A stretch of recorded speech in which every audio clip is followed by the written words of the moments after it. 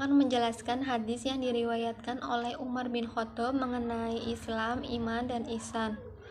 An Umar bin Khattabi qala bainama nahnu inda Rasulullah sallallahu alaihi wasallam data yaumin id tala'a alaina rajulun syadidu bayadi syayabi syadidu sawadi syangari la yura alaihi asyaru syafari wala ya'rifu minna ahadun hatta jalasa ila nabi sallallahu alaihi wasallam fa asnadu rukbatayhi ila rukbatayhi wa wada'a kafaihi ala fahidaihi wa qala ya Muhammadu ahbirni anil islami faqala Rasulullah sallallahu alaihi wasallam al islamu an tashhadu an la ilaha illallah wa anna muhammadar rasulullah sallallahu alaihi wasallam wa tuqimus sholat wa tu'tiyatas zakat wa tusuma ramadan wa tahijjal baiti in istata'a ilaihi sabila.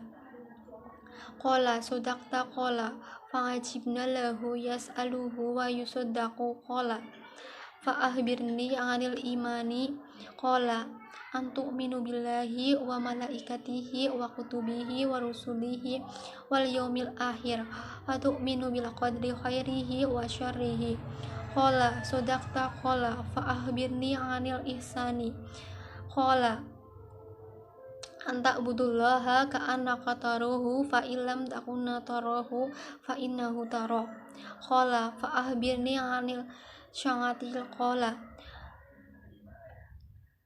mal mas'ulu anha bi a'lama minasailin qala fa ahbirni an amaratiha qala anta lidal amatu rabbataha wa antarul khufata langurata ngalata yang asyai yatatawalu nafil bunyani qala suman tolaqa falabistu maliyan sumat qala li la umaru ata'ni manil sa'il qultu Allahu wa rasuluhu a'lamu qala fa innahu jibrilu atakum yu'allamukum dinakum rawahu Muslim.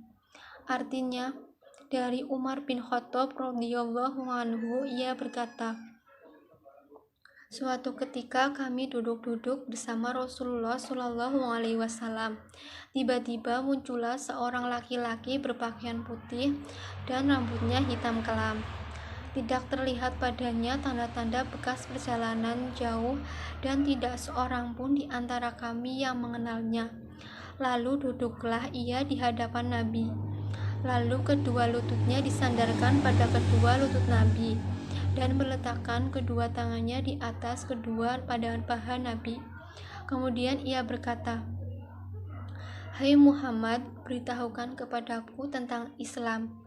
Rasulullah Shallallahu alaihi wasallam menjawab, Islam adalah engkau bersaksi bahwa tiada Tuhan selain Allah, mendirikan sholat, membayar zakat, berpuasa pada bulan Ramadan, dan mengerjakan ibadah haji ke Baitullah jika engkau mampu melakukannya. Orang itu berkata, engkau benar, kami pun heran. Ia berkata lalu membenarkannya. Orang itu berkata lagi, beritahukan kepadaku tentang iman. Nabi menjawab, engkau beriman kepada Allah, malaikat-malaikatnya, kitab-kitabnya, rasul-rasulnya, hari kiamat, dan beriman kepada takdir Allah yang baik atau yang buruk. Orang itu berkata, engkau benar. Orang itu berkata lagi, beritahukan kepadaku tentang ihsan. Nabi menjawab, engkau beribadah kepada Allah seakan-akan engkau melihatnya. Jika engkau tidak melihatnya, sesungguhnya dia pasti melihatmu. Orang itu berkata lagi, beritahukan kepadaku tentang hari kiamat. Nabi menjawab, yang ditanya tidaklah lebih tahu dari apa yang bertanya. Orang itu pun berkata lagi, beritahukan kepadaku tentang tanda-tandanya. Nabi menjawab, jika budak perempuan telah melahirkan tuannya, jika engkau melihat orang-orang yang tak beralas kaki, tanpa memakai baju, miskin dan pekerjaannya menggembala kambing, telah berlomba-lomba mendirikan bangunan yang megah. Kemudian orang itu pergi. Aku pun terdiam. Beberapa saat kemudian, Nabi berkata kepadaku, "Wahai Umar, tahukah kamu siapakah orang yang bertanya tadi?" Aku menjawab, "Allah dan Rasul-Nya yang lebih mengetahui." Nabi berkata, "Dia adalah malaikat Jibril. Dia datang untuk mengajarkan kepadaku tentang agamamu." Hadis riwayat Muslim. Kandungan hadis Jibril. Faedah yang dapat disimpulkan dalam hadis tersebut adalah: 1. Terdapat 5 rukun Islam dan 6 rukun iman dalam agama Islam. 2. Penjelasan hadis tersebut juga menjelaskan kepada kita tentang 3 lapis atau 3 tingkatan manusia. Yang paling bawah adalah Islam, kemudian iman, dan tingkatan tertingginya adalah ihsan. Lapisan yang pertama adalah Islam, di mana kebanyakan orang masih mampu beradab pada lapis pertama saja, yakni mereka masih mampu menjalankan hal-hal yang tampak saja dalam agama seperti sholat, puasa, zakat, dan haji. Sedangkan lapis kedua adalah iman. Ketika manusia sudah memasuki lapisan ini, maka Islamnya sudah beres dan ia sudah benar-benar yakin kepada apa yang ia imani, di mana hal-hal yang ia imani semuanya bersifat gaib atau tidak mampu ia indra. Dan lapis yang ketiga adalah ihsan. Inilah puncak dari diri seseorang, yakni ia sudah mampu berislam dan beriman dengan sangat ikhlas.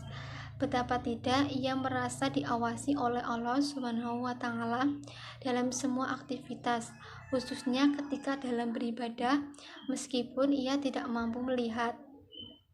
Sehingga orang yang berihsan atau muhsin adalah seorang yang beriman atau mukmin dan berislam atau muslim.